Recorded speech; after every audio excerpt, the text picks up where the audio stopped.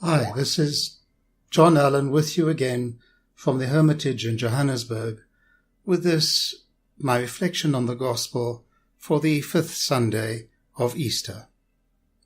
Several decades ago, a missionary in Africa lived in a small hut, which was electrically supplied by a quiet small generator.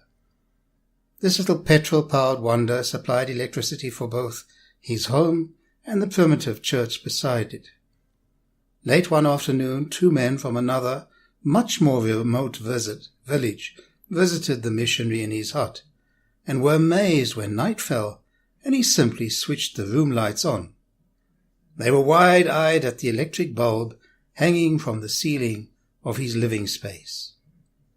One of the visitors asked the missionary if he could have one of the bulbs. Thinking perhaps he wanted it for some sort of trinket, the missionary obliged and gave it to him. Months passed. On his next visit to the remote village of the same man, the missionary stopped at the hut of the man who had previously asked for the bulb. Imagine his surprise when he saw the bulb hanging from an ordinary string. The man understood the general idea of connection, but he didn't quite understand empowering.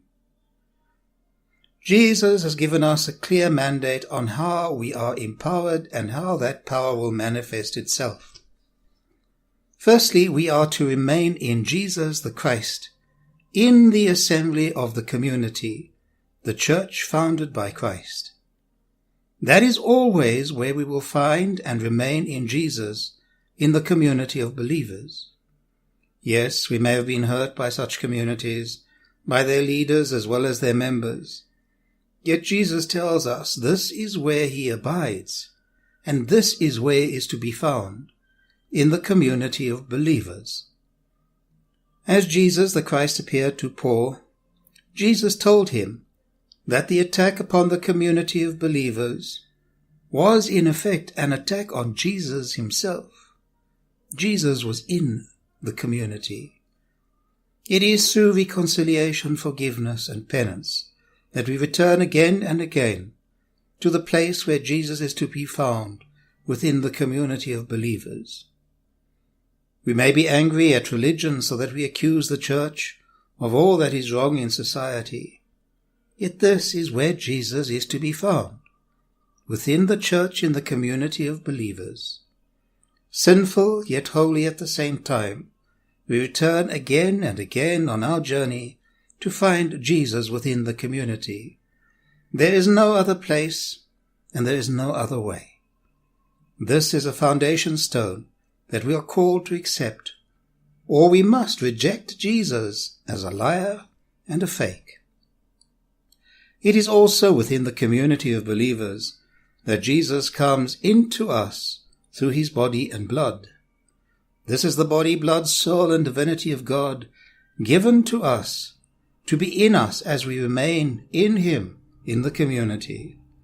It is the strength and the power given to us to become like Christ. It is the strength and power given us to perform the impossible and that which is beyond our nature, that which is supernatural. This is the power that gives light, the power that is love.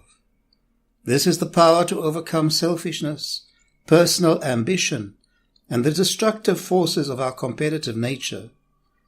Jesus, the Christ, in his body, blood, soul, and divinity, is the only source of this power of love. This is love that must empty itself for the other, always forgetful of self for the good of the other, even unto death. Jesus tells us there is no other source of this power of love. This is the lodestone, and without it, we have no life within us. And again here, either Jesus is the Christ, he is God, who has given us a holy route to follow, or we must reject Jesus as a liar and a fake. It is this light of life within the community of believers, empowered by Jesus the Christ, out of which the great saints of the church have, through the century, fed the hungry, clothed the naked, healed the sick, given solace to the lonely, and given hope when all seemed darkness. This is also our power today, that we are called to smile into our world. May the Lord grant you peace.